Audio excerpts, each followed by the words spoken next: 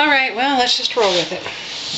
Okay, so this is 2 cups of melt and pour. And we're going to do... This is crazy. So we're going to do 1/3 of a cup of the liquid hand sanitizer. So the premise behind this is it's mostly all rubbing alcohol. So it is going to 65% alcohol.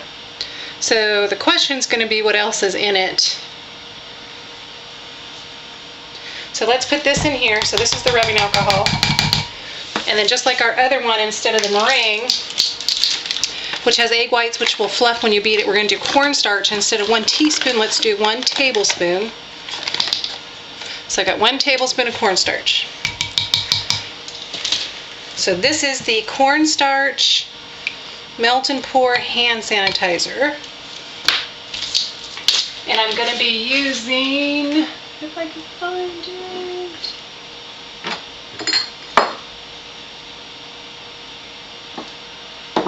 Nothing like being prepared. My eucalyptus. So let's mix this.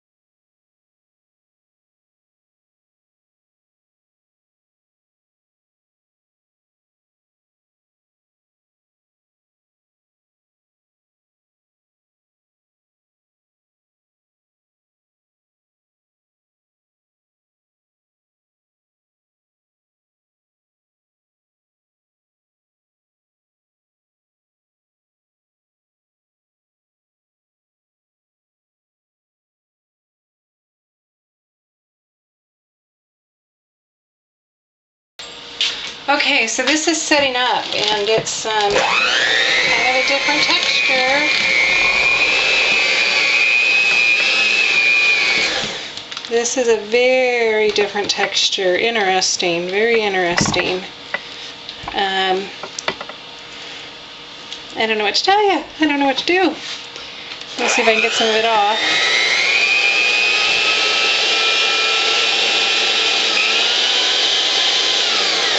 I guess it would be wise to have tried this with with the frosting that wasn't as much money as my eucalyptus essential oil. Okay, so let's pipe this. I have no idea what we're going to get, guys. I have no idea. This is the cornstarch and the hand sanitizer, which would be phenomenal if it worked because it would be our cheapest so far. So after we let it sit and do a 24-hour test, I want to do a lather test on this also. So I'm just going to pipe this on here because I'm putting them on my fizzies. So it's a little different. It's not bad, but it's different. It seems like it's setting up pretty fast.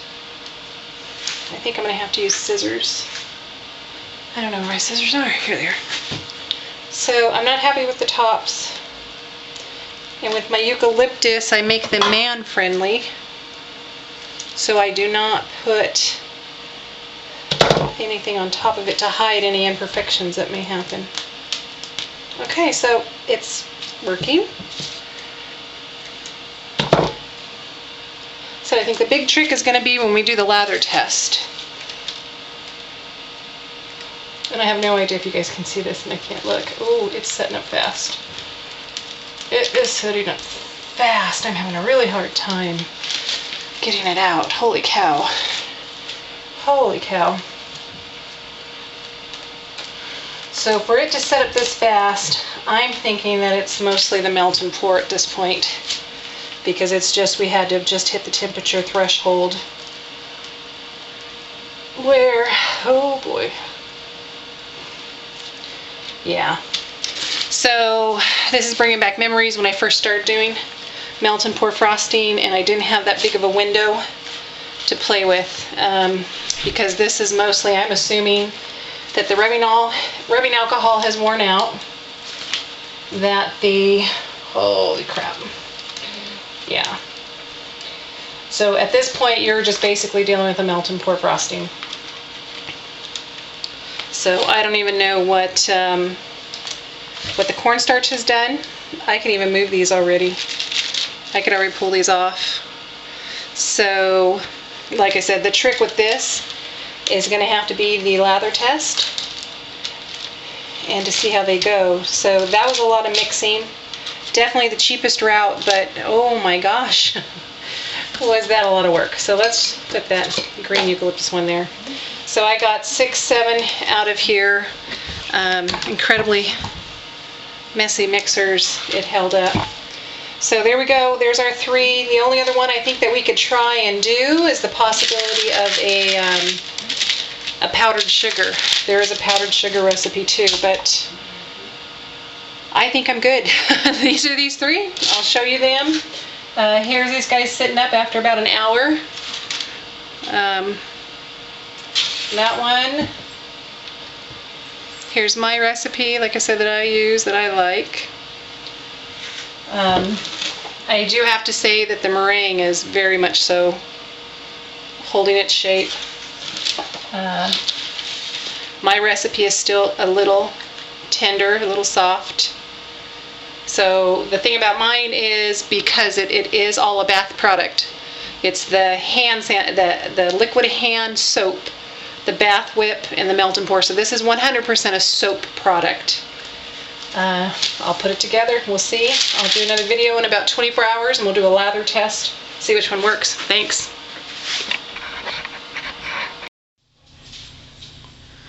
Okay, here is the test we're going to do on the 3 frostings. So I'm in my bathroom. Sorry, it's echoing. This is the frosting that had the meringue in it and the glycerin. So let's do a lather test. The texture on it, as you can see, I mean, it still holds pretty well. I mean, it's pretty firm. So let's take a little piece. I'm hoping you guys can see. Okay, you can. So this is the meringue.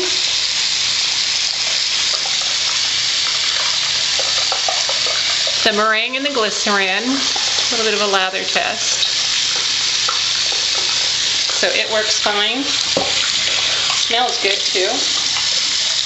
So this one is the one with the liquid hand soap,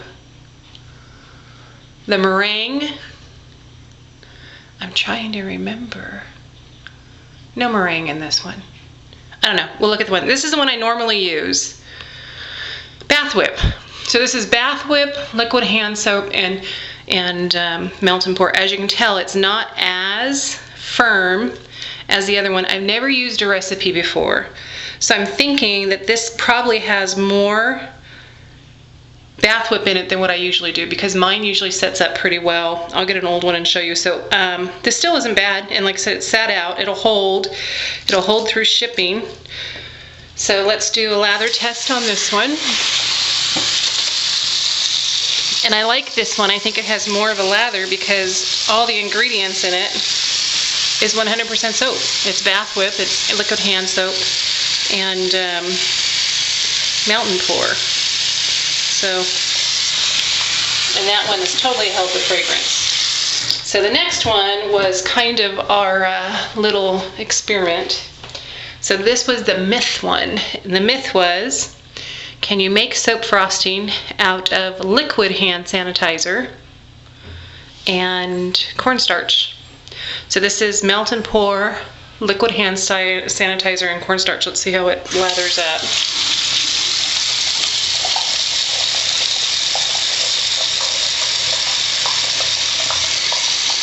So it lathers and it's held its smell also. So texture-wise, it's pretty hard too. My only thing is it was harder to pipe.